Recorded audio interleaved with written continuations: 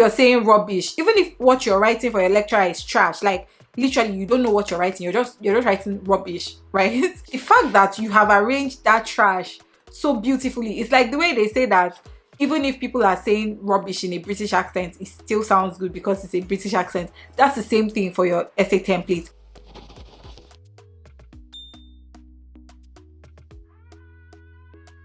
Hi guys, welcome back to my channel. If this is your first time seeing me, hi, my name is Cookie. If this isn't your first time seeing me, thank you so much for coming back to my channel. Thank you for supporting me. Happy new month, welcome to September, and happy Sunday. This is the first Sunday in September.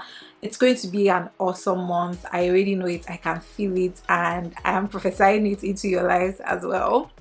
Anywho, like in today's video, I just decided, oh, by the way, I'm a postgrad student. If you did not know, I am currently doing my master's in molecular microbiology, and I have been doing really well in my courses so far. This is my second semester, but throughout my first semester I got distinctions, so I decided to share my tips and tricks with you guys today. First and foremost, if this is your first time like coming to a different place that is not your country to study, I just want you to calm down and just relax. Don't panic, because I know it's September and a lot of you are starting school afresh. A lot of you haven't been in school for a while. I just need you to know that it's going to be okay. The good thing about the UK academic system is that the amount of effort you put in equals the amount of results you get out. It's not like you not continue sweating and not see the results for your sweat. Do you get what I'm saying? So yeah, just relax, sit back, and I'll give you my tips and tricks that can also help you as well. The first tip I have for you guys is be very realistic with yourself. Know how you function, know how you work, know when best like you produce optimal results, if you get what I'm saying. Me, for example, I produce optimal results like I'm able to study the most. That's what I mean. I'm able to study the most under pressure when I know there's a deadline. Deadline induced pressure, as Dimeji, my friend, would say. So deadline induced pressure, that's like how I function. It's like when I know there's a deadline, my brain is moving, everything is moving, so I start doing everything then, and then I get it done. I don't know how, I don't even know, like, but it's something that if you're a procrastinator, you know what I'm saying. You don't do things till the last minute, but you must get it done, and you get it done really well. It's not a good habit, but it's something that I am aware of. So being self-aware helps me a lot. So you need to be self-aware to know, do you work well under pressure? If not, do you work well when nobody is rushing you? Just knowing that sort of thing helps out a lot. As I said before, I work best under pressure, but it doesn't mean that it is due that I start working. Let's say I have a coursework due. It's not immediately it's due that I start working. I must have like made mental notes and even taken down physical notes. Like, let's say the thing is due next week. This week I will sort of like make mental notes, like do things little by little. I try to, familiarize myself with the material so that on the day I am finally ready to start working on it, I'm not going to keep going back to do previous research that I should have done before. If that makes sense to what I am saying. So the second tip I have for you is to practice the reward system, right? The reward system is basically rewarding yourself for any little progress you make. This might seem counterproductive to some people, but there's a way the human brain works.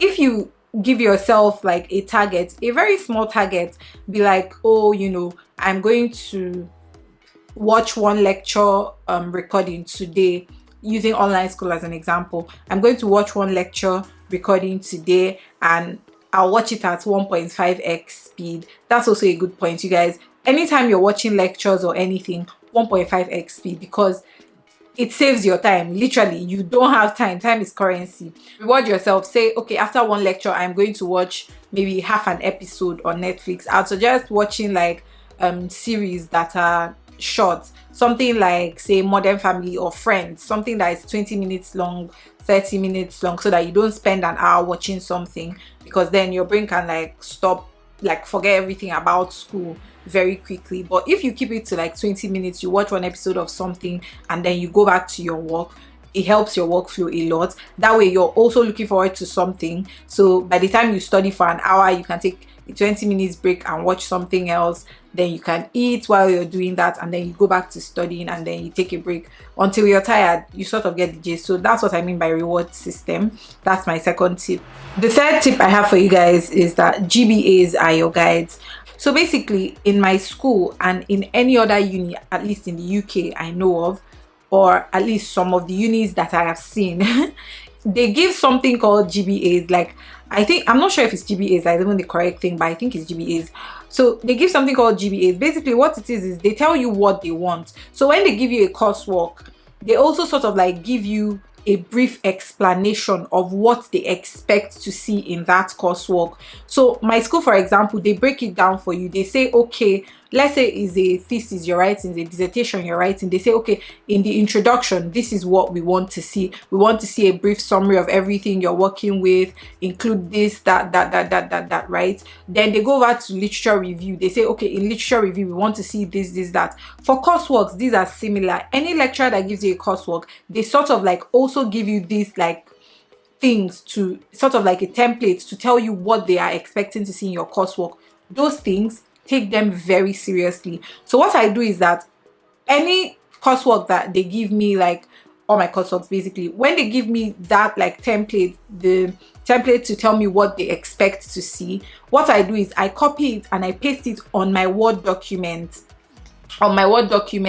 that I am typing on. So yes, the Word document that I am going to submit, I paste the GBAs on them. I'm not going to submit it obviously, and I paste it in each section. Say I'm in the introduction, I paste the GBA for the introduction there, and then I continue typing. Like I start typing according to the way they want it, like with the points that they've given me. I put it there so that I'll be able to see it anytime I'm typing. I can see what they expect, so that when I start going off key, I call back myself. Do you get? So by the time you finish with it, you read your work, and then you also read what they expect from that section of your work.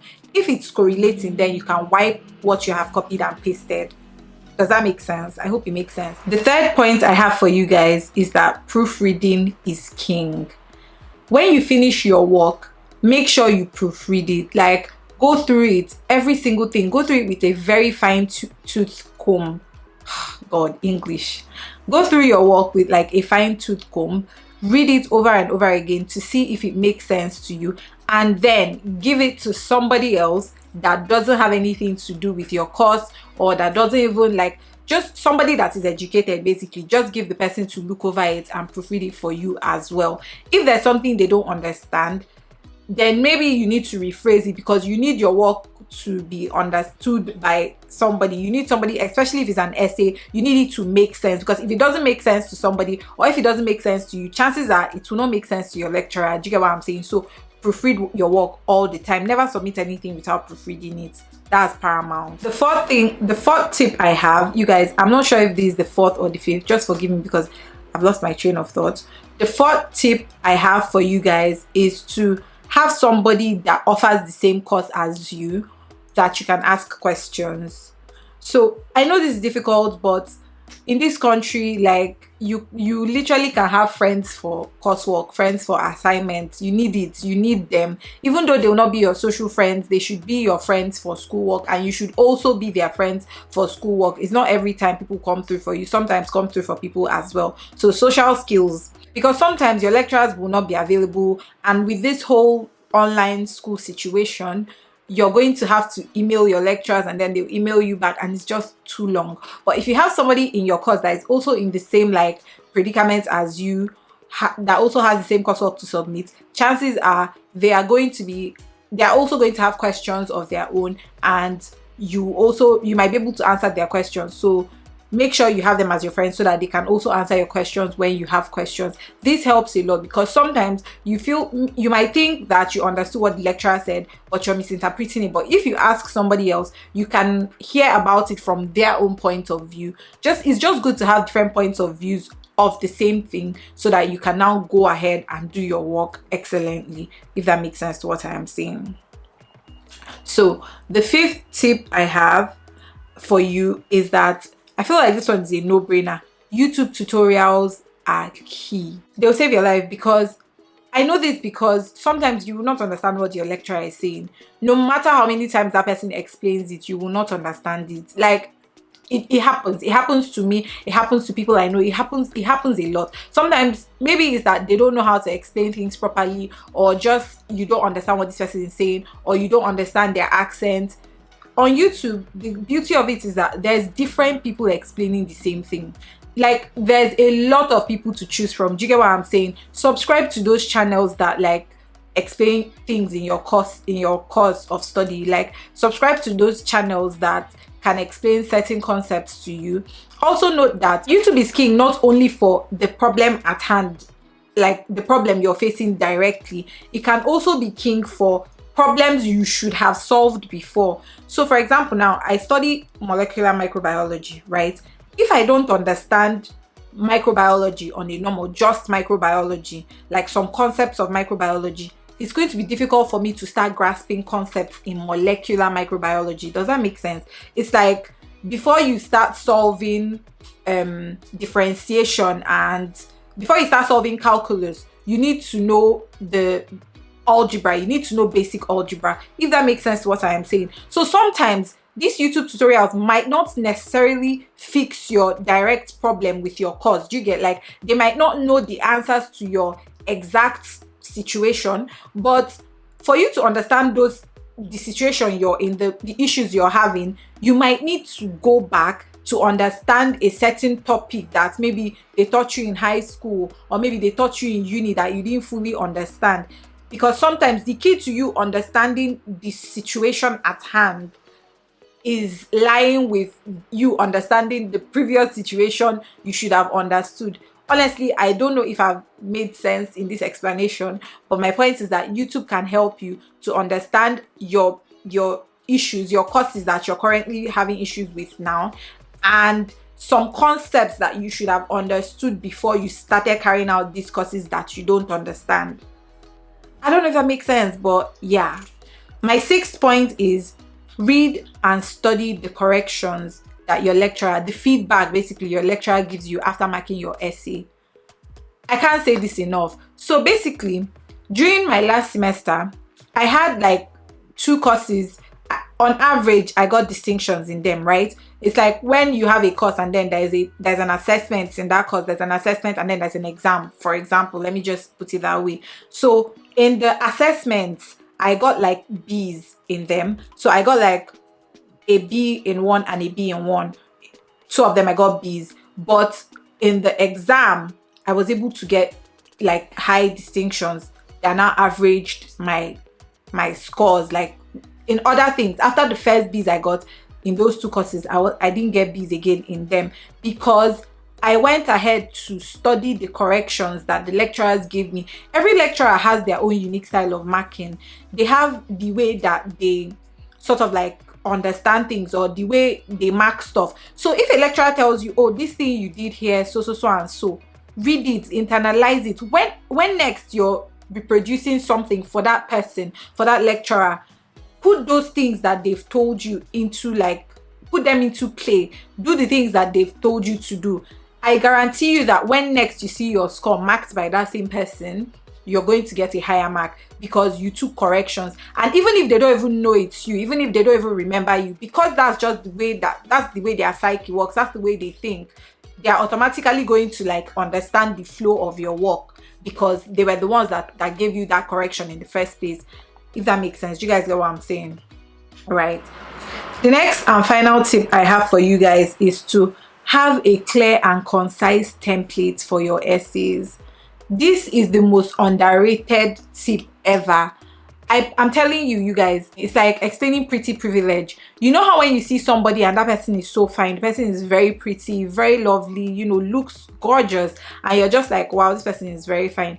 Without them saying anything, you're already regarding them like maybe highly, maybe not highly as per, I don't know how to explain it, but without somebody saying anything, if you just look at them and you think they are fine, automatically the level of like expectations for that person increases. Does that make sense to what I'm saying? It's the same thing for your essay. I know it's a very funny it's a very funny comparison, but it's actually true. if your work looks neat, if the fonts you're using are clean, if you're not using chaotic colors, if you're putting graphs, make that graph blue or black and white, or tone down colors that will still look good in your work. Don't go and make something like pink and green and orange all in one graph. No, make it look nice, make it presentable, make the font size good, make the line spacing good, make the letter spacing good as well. I know there's no letter space in Microsoft Word, but you guys get what I'm saying. Like, just make it look fine. Automatically, if your lecturer looks at your work, especially if they've been going through, like, you're not the only student, so if they've been going through like countless rubbish templates that people have been submitting, if they've been going through like random essays that have been making them stress themselves, strain their eyes and everything, when they see your own, imagine the breath of fresh air they are going to feel. If that makes sense, what I'm saying, it's the same thing. So automatically, if your work is neat, you already look like you know what you're saying. So even if you're saying rubbish, even if what you're writing for your lecturer is trash, like literally you don't know what you're writing, you're just writing rubbish, right? It has happened to me before. It has happened to the best of us as well. So even if what you're writing is trash, the fact that you have arranged that trash so beautifully, it's like the way they say that even if people are saying rubbish in a British accent, it still sounds good because it's a British accent. That's the same thing for your essay template. Make sure that your template for anything that you're submitting looks nice, looks neat, looks presentable. And yeah, like, that's basically it for my tips for you to get straight A's in your postgraduate course. Just calm down. It's not that deep. Apply all these tips and it's definitely going to work for you, because it has worked for me. And I know I'm not the smartest person, but these tips have actually helped me like package myself and help my ministry basically.